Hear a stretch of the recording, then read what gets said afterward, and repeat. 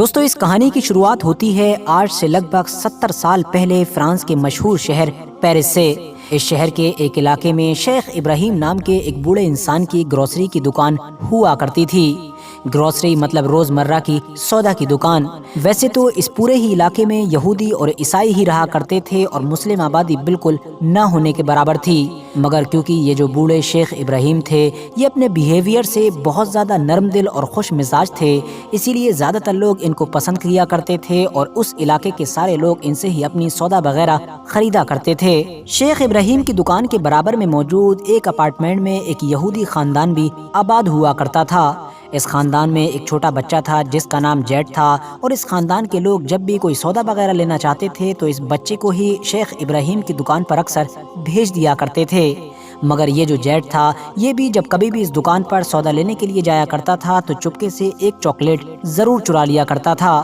ہر بار chocolate چرانے کا یہ جو سلسلہ تھا یہ اگلے کئی مہینوں تک چلتا رہا۔ ویسے تو شیخ ابراہیم بھی جیٹ کی اس ہر دن کی چوری سے باخبر ہو چکے تھے، مگر اس کے باوجود بھی انہوں نے نہ تو کبھی اس کو ٹوکا اور نہ ہی کبھی اس کو روکنے کی کوشش کی۔ مگر پھر اچانک سے ایک دن ہوا یہ کہ جیٹ سودا لینے تو آیا مگر سودا لے کر واپس جانے لگا، اور اس بار اس نے چاکلیٹ نہیں چرائی۔ جیسے ہی جیٹ پیچھے مڑا تو شیخ ابراہیم نے اس کو پیچھے سے آواز دی اور کہا، لو جیٹ، یہ تمہاری چاکلیٹ، آج شاید تم یہ چاکلیٹ لینا بھول گئے تھے۔ جیٹ نے جیسے ہی یہ سنا وہ پوری طریقے سے چونک گیا اور اس کا سر بھی شرم سے جھک گیا۔ اس نے بار بار اب شیخ ابراہیم سے معافی مانگنا شروع کر دی۔ دوسری طرف شیخ ابراہیم نے بھی جیٹ سے کہا کہ میں تم کو معاف کر دوں گا، نہ صرف معاف کروں گا بلکہ ہر دن ایک چاکلیٹ بھی دیا کروں گا، مگر شرط یہی ہے کہ تم مجھ سے وعدہ کرو کہ آئندہ کبھی بھی کہیں پر بھی کوئی چوری نہیں کرو گے۔ اس یہودی لڑکے جیٹ نے بھی شیخ ابراہیم سے وعدہ کیا کہ آئندہ وہ کبھی بھی چوری نہیں کرے گا، اور ان کا شکریہ ادا کیا اور پھر وہاں سے چلا گیا۔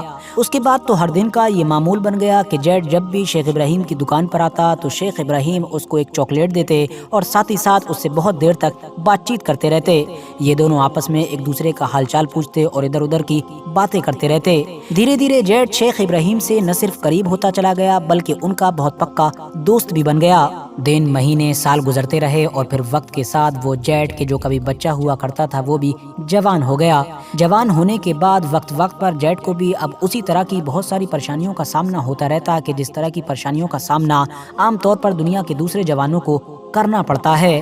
جب کبھی بھی اس کے سامنے کوئی پریشانی آتی تو ہمیشہ یہ اپنے سب سے پکے اور پرانے دوست شیخ ابراہیم سے اس کا ذکر ضرور کرتا۔ دوسری طرف شیخ ابراہیم بھی کچھ دیر سوچتے اور اس کے بعد اندر سے ایک کتاب نکال کر لاتے اور اس کتاب کے کوئی ایک دو پیج پڑھتے اور پھر جیٹ کی پریشانی کا کوئی نہ کوئی حل بتا دیتے۔ جیٹ ہمیشہ حیران ہوتا کہ نہ جانے شیخ ابراہیم کے پاس یہ کون سی پرانی اور رہسیمئی کتاب ہے کہ جس میں میری ہر پریشانی کا حل چھپا ہوا ہے۔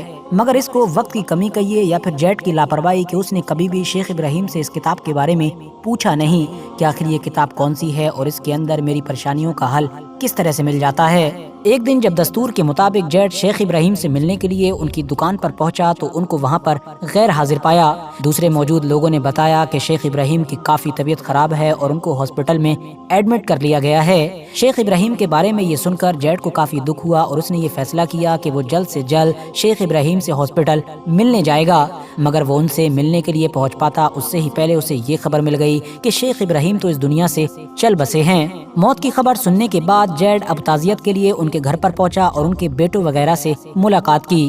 ان کے بیٹوں سے جب وہ ملاقات کر رہا تھا تو ایک بیٹے نے اس کو روکا اور اس کو بتایا کہ شیخ ابراہیم نے مرنے سے پہلے اپنے دوست جیٹ کے لیے ایک تحفہ چھوڑا ہے۔ شیخ ابراہیم کا بیٹا جب اس تحفے کو باہر لے کر آیا تو جیٹ نے دیکھا کہ وہ تحفہ کچھ اور نہیں بلکہ وہی پرانی صندوق ہے کہ جس میں سے اکثر شیخ ابراہیم اپنی وہ کتاب نکالا کرتے تھے کہ جس کو پڑھ کر وہ جیٹ کی ہر پریشانی کا حل بتایا کرتے تھے۔ جیٹ نے وہ صندوق کھولا، اس میں سے وہ کتاب نکالی اور پھر اس کو پڑھنے کی کوشش کی، مگر ظاہر ہے وہ کتاب تو عربک میں تھی اور عربی زبان جیٹ کو نہیں آتی تھی۔ صرف جیٹ کو ہی نہیں آتی تھی بلکہ شیخ ابراہیم کے علاوہ اس کی تو جان پہچان میں بھی کوئی ایسا انسان نہیں تھا کہ جو عربی جانتا ہو اور اس کو اس کتاب کا مطلب سمجھا سکے۔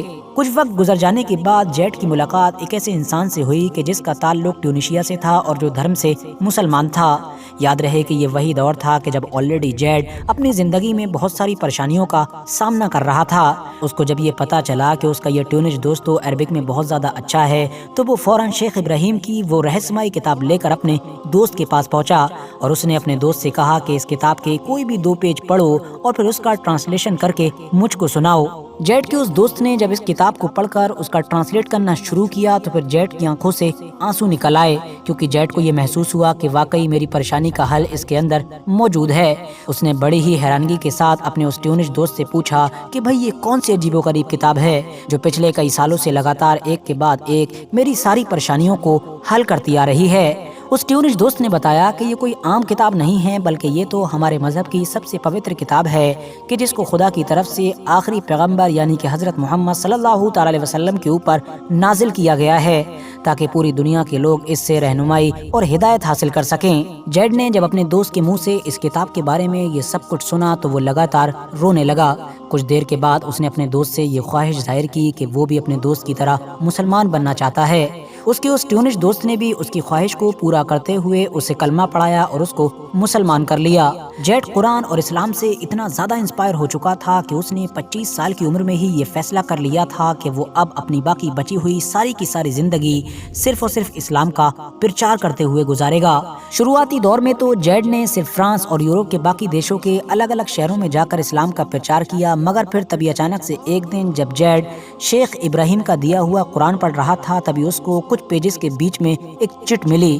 اس چٹ میں دراصل شیخ ابراہیم نے اپنی آخری خواہش لکھی تھی۔ ان کی آخری خواہش یہ تھی کہ جیڈ یورپ کی بجائے افریقہ مہادیپ پر جائے اور وہاں جا کر اسلام کی تبلیغ مطلب کہ اسلام کا پرچار کرے۔ جیڈ کے جس نے اسلام اپنانے کے بعد اپنا نام بھی بدل لیا تھا اور جیڈ سے جیڈ اللہ القرانی کر لیا تھا، انہوں نے اپنے دوست کی آخری خواہش پوری کرنے کی خاطر یورپ سے افریقہ کے لیے اڑان بھری اور اپنی زندگی کے آخری وقت تک وہ افریقہ میں ہی رہے اور وہیں پر ہی اسلام کا پرچار کرتے رہے۔ آخر کار سن 2003 میں صرف اور صرف 53 سال کی عمر میں جیڈ اللہ القرانی کا انتقال ہو گیا تھا۔ ان کا انتقال افریقہ میں ہی ہوا تھا اور انتقال ہونے کی پیچھے وجہ یہ تھی کہ افریقہ میں پھیلنے والی یہ خطرناک بیماری کی چپیٹ میں آ گئے تھے۔ مگر انٹرسٹنگ بات یہ ہے کہ بہت ساری رپورٹس کی مانیں تو یہ بات کرسٹل کلیئر ہے کہ جیڈ اللہ القرانی اس دنیا سے جانے سے پہلے افریقہ کے ایک بہت بڑے علاقے پر اپنی چھاپ چھوڑنے میں کامیاب ہو گئے تھے۔ صرف سرکاری آنکڑوں کی ہی بات کر لیں تو ان کی وجہ سے مطلب ان سے انسپائر ہو کر افریقہ کے لگ بھگ 6000 لوگ مسلمان ہوئے تھے، جبکہ یاد رہے کہ یہ صرف سرکاری نمبر ہے ورنہ ہو سکتا ہے کہ یہ آنکڑا کافی بڑا ہو۔ یاد رہے دوستو کہ شیخ ابراہیم اور جیڈ کی زندگی پر فرانس کے اندر ایک مووی بھی بن چکی ہے۔ اس کے علاوہ ان دونوں کی اس خوبصورت کہانی پر ایک کتاب بھی لکھی جا چکی ہے۔ فی الحال دوستو آج کی اپنی ویڈیو کو ہم یہیں پر ختم کرتے ہیں۔ ویڈیو پسند آنے پر نہ صرف ویڈیو کو لائک کریں بلکہ اپنے فرینڈز کے ساتھ بھی ضرور شیئر کریں اور اسی طرح کی نالجیبل اور ہسٹوریکل ویڈیوز ہمیشہ دیکھنے کے لیے ہمارے اس چینل کو سبسکرائب کرنے کے ساتھ ساتھ بیل آئیکن کو بھی ضرور پریس کریں۔